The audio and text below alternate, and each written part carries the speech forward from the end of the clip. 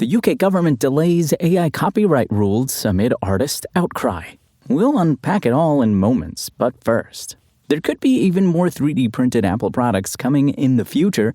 According to Bloomberg's Mark Gurman, Apple is exploring ways to 3D print aluminum to make the manufacturing processes for iPhones and Apple Watches more efficient. Gurman reported that this new production process could specifically change how Apple makes its watch casings, as well as iPhone enclosures. It's not the first time Apple has tapped into 3D printing, since both the Apple Watch Ultra 3 and Series 11 were partially built with 3D printed titanium that's 100% recycled.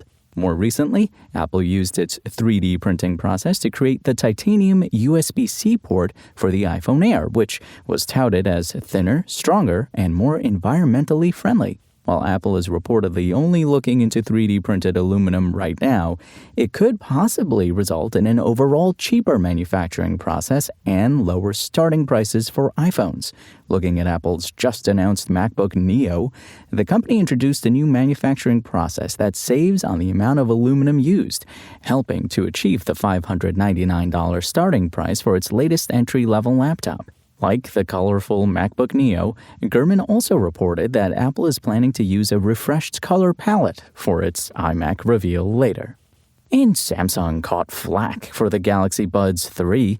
The company's mimicry of Apple's AirPods was all too obvious last year when it opted for a stem or blade design after several generations of putting touch controls on the main housing of its earbuds. The Galaxy Buds 4 and Galaxy Buds 4 Pro continue that trajectory as Samsung keeps adding new features with direct parallels to AirPods. The good news is both models have been improved in various ways, all while their prices stay the same. The Galaxy Buds 4 Pro are the best earbuds for Samsung's phones due to device-specific features and the combination of great sound quality and capable ANC. The Galaxy Buds 4 offer good sound and the benefits of an open fit, but the ANC needs work. They're still a compelling option for Galaxy phone owners looking to save money over the Galaxy Buds 4 Pro. Head over to Engadget.com for the entire review of the Galaxy Buds 4 and Galaxy Buds 4 Pro. The UK government is working on a controversial data bill that would allow AI companies like Google and OpenAI to train their models on copyrighted materials without consent. However, following a 2-month consultation, it looks like passage of the law will be delayed. Copyright is going to be kicked down the road, a person with knowledge of the matter told the Financial Times. Responses by stakeholders during the consultation period weren't favorable to any of the government's proposed ideas for use of copyrighted materials, the Financial Times sources said. There's no expectation now that an AI bill will be part of the King's speech set for May this year. As a result, ministers have decided to go back to the drawing board and spend more time exploring other options.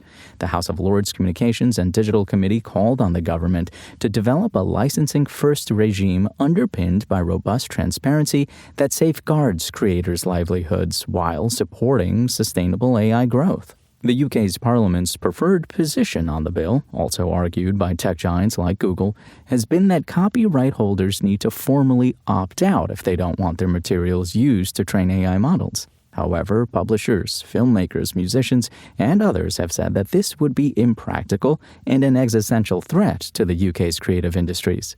The House of Lords took the sides of artists and introduced an amendment that would require tech companies to disclose which copyright-protected works were used to train AI models. That addition, however, was blocked by the UK's House of Commons in May last year. The UK's majority Labour government, already under fire for its handling of the economy, has taken hits from publishers, musicians, authors, and other creative groups over the proposed law. Elton John called the government absolute losers, while Paul McCartney said that AI has its uses, but it shouldn't rip creative people off. McCartney and other artists were part of a silent album meant to show the impact of IP theft by AI. Baroness Beeban Kidron from the House of Lords has also ripped the government over the AI bill. Creators do not deny the creative and economic value of AI, but we do deny the assertion that we should have to build AI for free with our work and then rent it back from those who stole it, she said last year. She continued, "It's astonishing that a Labour government would abandon the labor force of an entire section."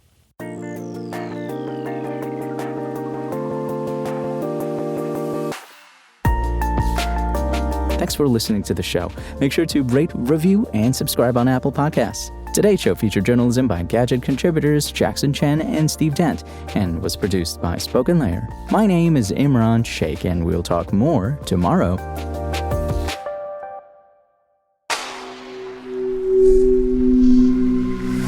Spoken Layer.